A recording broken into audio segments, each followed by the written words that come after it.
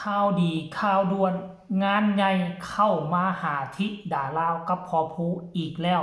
งานนี้สนุกแน่นอนเข้าค่ายวาซันเดย์สวัสดีสบายดีทักทายสบายดี FC ทั้งสองฝากฟังแม่น้ำของบ่ว่าจะอยู่ทางฝั่งไทยฝั่งลาว FC ของน้องธิดาลาวบ่ว่าจะอยู่ทางต่างดงต่างแดนอยู่ที่ฝั่งนี้แล้วกับฝั่งนั้นมาพบพ่อกันคลิปนี้ก็เป็นเรื่องราวที่ดีอกดีใจแทนครอบครัวศรีวิไลโดยเฉพาะก็คือน้องธิดาลาวเนาะลูกสาวของพ่อแม่จะบ่ได้หน้าลาอีกต่อไป เดือน2หรือว่าเดือนกุมภาเป็นเดือนแห่งความฮักหลายทีหลายทางเปิดโอกาสให้กับน้องธิดาลาวแสดงความฮักแก่ลูกสาวธิดาลาวโดยการใส่การใส่งานเอาไปขึ้นเวทีร่วมกันโอ้โหมือว่านนี่หากอเป็นข่าวกระแสฮือฮาลือสนันซัวโซเชียลวงเพชรลำเพลินทั้งแม่พรพิมพ์ดีทั้งพ่อผู้ใหญ่บ้านสายจวดเปิดโอกาสให้ธิดาลาวไปรวมลำวงย้อนยุคของวงเนาะซึ่งมันเป็นนิมิตหมายที่ดีและเป็นสิ่งที่ FC แฟนคลับกับพากันคิดกับหวังไว้อยากให้มันมีมือนี่อยากให้มันเกิดขึ้นมา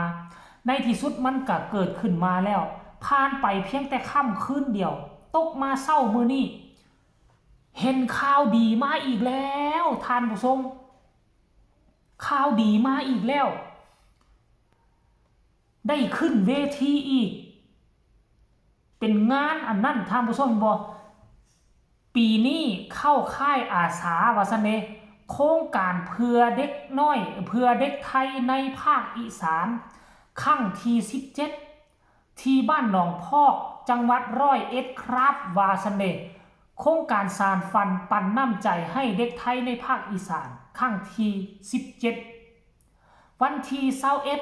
21 22กุมภาพันธ์2569ที่โรงเรียนบ้านเราโพลงามฟรีคอนเสิร์ตวาซันเดย์อำเภอหนองพอกจังหวัด101ศิลปินรับเชิญพอภูศรีวิไลธิดาลาวศรีวิไลไอศรีวิไลปรารถนาศรีวิไลเจี๊ยบศรีวิไลเคศรีวิไลแล้วก็จ้าสุติการวาซันเดย์จัดโดยสมาคมวิทยุสมัครเล่นและวิทยุCB จังหวัด101และเครือข่ายนักวิทยุสมัครเล่นภาคอีสานท่านผู้ชมโอ้โหงานนี้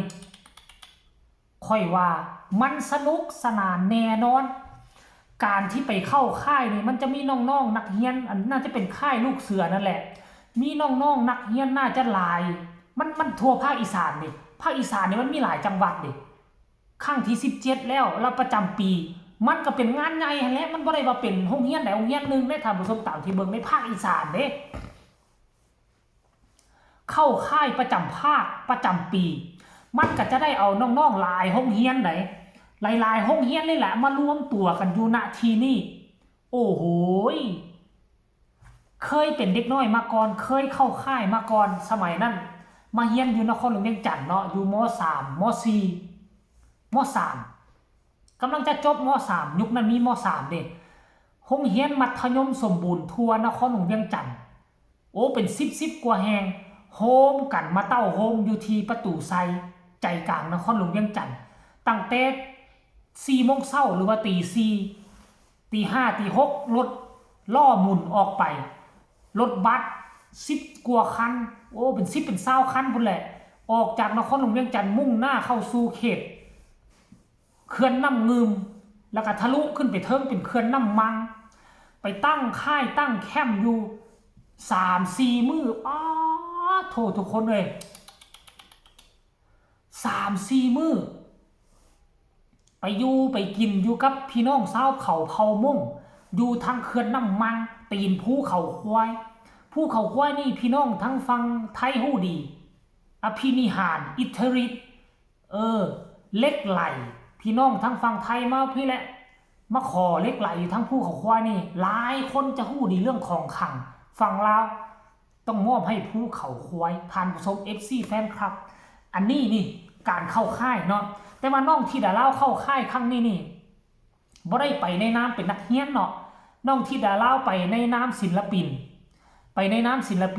ครอบครัวศรีวิไล6คนได้ไปเป็นศิลปินหมด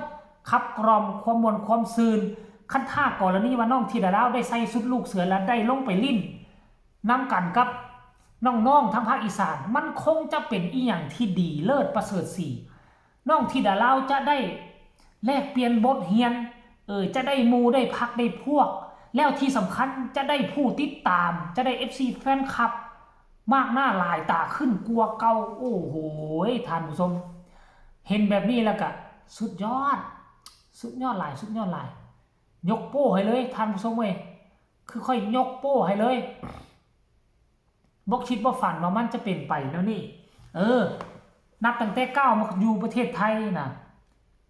ดีขึ้นดีวันเจริญหุ่งเฮืองมีแต่แนวดีๆเข้ามาในชีวิตประจำวันของธิดาลาวเดี๋ยวค่อยขอไปอ่านคอมเมนต์ก่อนเด้อนะคอมเมนต์นี่เพิ่นบอกว่า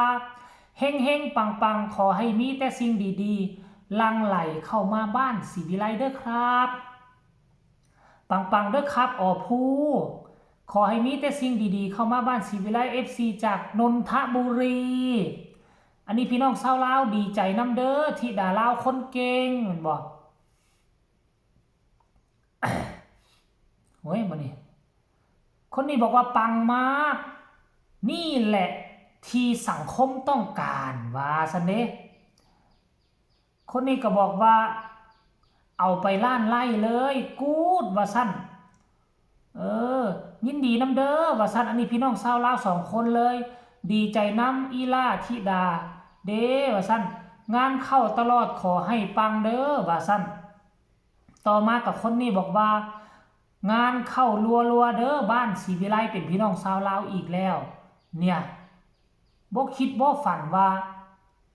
มันสิมีเรื่องราวดีๆแบบนี้เกิดขึ้นในชีวิตประจำวันของน้องธิดาลาวลูกสาวของชาวสวรรณเขตเฮาท่านผู้ชม FC แฟนคลับอันนี้ก็เป็นเรื่องราวดีๆที่อยากจะบอกข่าวเปล่าประกาศให้ FC แฟนคลับวันที่21 22เดือนนี้แต่ว่าก่อนจะไปฮอด21 22เฮาต้องเตรียมส่งกำลังแห่งใจไปให้ธิดาลาวกับปรารถนาในงานวันที่10เนาะครั้งแรกหับเซินเพชรลำเพลินเนาะหมอลำเพชรสะอ่อนคอมโบหมอลำย้อนยุกฟิชเจอริงปะทะกับนีน่าปะทะกับเมพรพิรดีกับรถเมย์เป็นคนที่มีชื่อเสียงอยู่ในวงเพชรลำเพลินท่านผู้ชม FC แฟนคลับคลิปนี้ก็ขอฝากฝังเอาไว้อีกคลิปก็แล้วกันพ่อกันใหม่ในคลิปหน้าสบายดี